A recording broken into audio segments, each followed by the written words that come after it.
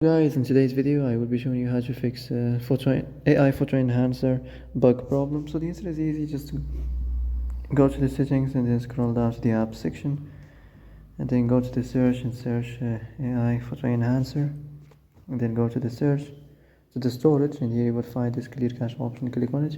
Now you can go check it if it worked, and if it didn't you can try to restart your phone or turn the Wi-Fi off and on, or the Bluetooth or the airplane mode. Also you can try to clear data, but be careful. If you clear data, all this application's data will be deleted. This includes all files, the settings, the accounts, the databases, etc. So be careful if you want to clear your data.